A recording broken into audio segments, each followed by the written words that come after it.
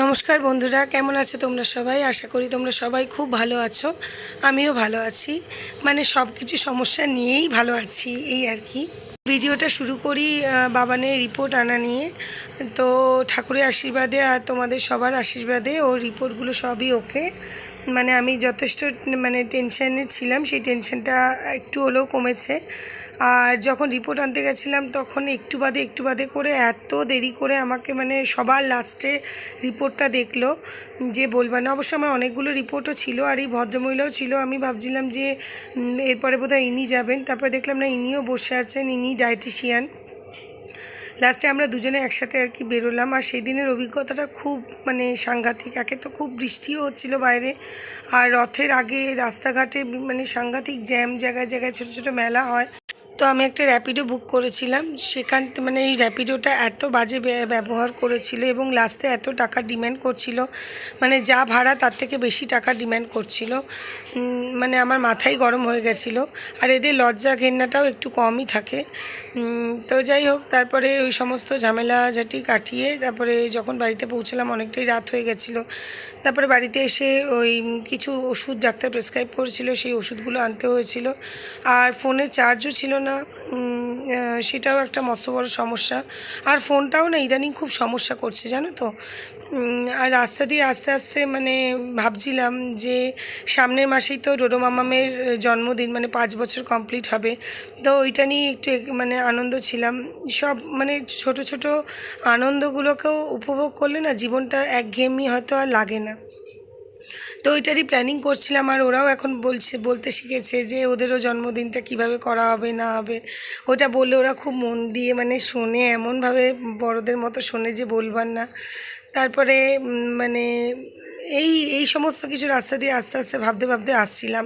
আর উনি যে এত অলি গলি নিচ্ছে, ম্যাপ ফলো করছিল না। আমি বারবার বলছি আমার তাড়া আছে, কিন্তু অবশেষে আমি বলতে বাধ্য হলাম যে আপনি যদি ম্যাপ ফলো না করেন তাহলে আমি আপনার গাড়ি ছেড়ে দিয়ে আমি অন্য গাড়ি বুক করে নিচ্ছি। তো যাই হোক, এই অবধি তো ছিল। অত্যন্ত অভদ্র টাইপের একজন লোক ছিলেন। আমি যদিও কমপ্লেন করেছি, জানি না এদের কতটা কি হবে। আর ওইদিকে বাড়িতে ডোডো মামা বসেছিল, আর ওদেরও না জ্বর এসছে। হয় না, ঠান্ডা গরম লেগে ঘরে ঘরে হচ্ছে না, আর কানে খুব ব্যথা হয়েছে, হয়তো সর্দিতে কানে জ্বর।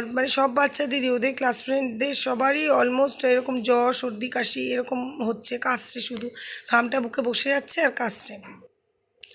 তো যাই হোক, আর বাচ্চারা একটু শরীর খারাপ হলে তখন মাকেই বেশি করে চায়। আর আমারও সেই কথাগুলোই মনে পড়ছিল।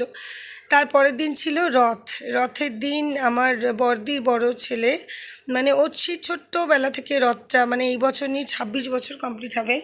ছোট্টবেলা থেকে ও প্রত্যেকটা পুজোতে খুব সুন্দরভাবে পুজোগুলো এনজয় করে। দুর্গা পুজো বলো, ছোটো পুজো সরস্বতী পুজো, রথ, সব পুজো খুব এনজয় করে। একমাত্র বোধহয় আমি ওকে ঝুলনটাই করতে দেখিনি, তার বাইরেও সব পুজোই খুব সুন্দর করে এনজয় করে আর সবার সাথে এনজয় করে। তো আগের দিন বড়দি বলেই গেছিলো। আর ডোডো মাম্মাম যতই শরীর খারাপ থাকুক, কিন্তু রথ টানবে বলে এত এক্সাইটেড ছিল। তারপরে ওরা সেই রথ যখন বের করা হলো, তার আগে বৃষ্টি, দেখুন রাস্তাটাও ভেজা। তার আগে যখন বৃষ্টিটা হয়ে যাওয়ার পরে ওই টাইমটাই আর কি বৃষ্টিটা হয়নি, তারপরে আবার বৃষ্টি নেমেছিল।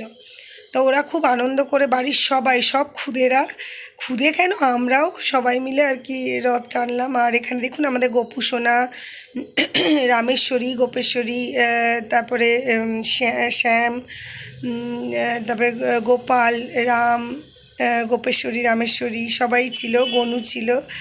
আর এখানে জগন্নাথ, বলরাম, সুভদ্রা, সবাইকে দিয়ে কি সুন্দর করে রথটাকে সাজিয়েছে। আর পূজা ছিল। আমরা সবাই মিলে আর কি রথটা এত সুন্দর লাগছিল যে বলবার না। তারপরে আমরা সবাই মিলে আর কি রথটা টেনে কিছু বেশি দূরে না, গলিরই সামনের দিকে গেলাম। সামনে একটা মন্দির আছে, ওই মন্দির অবধি গিয়ে আবার বাড়িতে ব্যাক করলাম। কিন্তু ওইটুকুনো আনন্দই যথেষ্ট। বাচ্চারা যে কী আনন্দ পেলো সে বলবার না। তারপরে সবাই মিলে, আর আমাদের সবথেকে ক্ষুদে সদস্য, আমাদের ফ্ল্যাটের সবথেকে ক্ষুদে সদস্য যে অর্ণা, আমাদের ফ্ল্যাটেই থাকে, সেই যে এই মিষ্টি মেয়েটি, ওর রথের দিন জন্ম। তারপরে তো ও মানে ওদের বীরভূমে আর কি বাড়ি, ওখানে ওরা চলে গেছিলো। তারপরে এসছে এই বছর, তা 1 বছর হয়ে গেল ওর। তাই ওর কাছে এই রথটা খুব মজার, আর সেই কি সুন্দর ধরে মানে ছোট ছোট আঙুল দিয়ে রথের দড়ি টানছে, সে মানে বলে বোঝাবার না।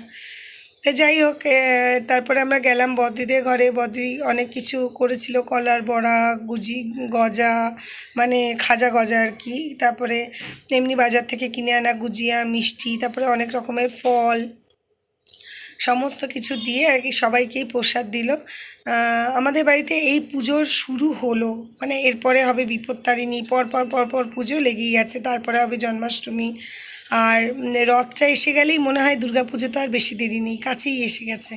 মানে এই সমস্ত কিছু আনন্দ, মানে খুব আমরা সবাই মিলে জয়েন্ট ফ্যামিলিতে যা হয় এনজয় করা হয়। আর আমাদের বাড়িতে সবাই বাচ্চাদেরকে নিয়েই আর কি সমস্ত আনন্দ করে।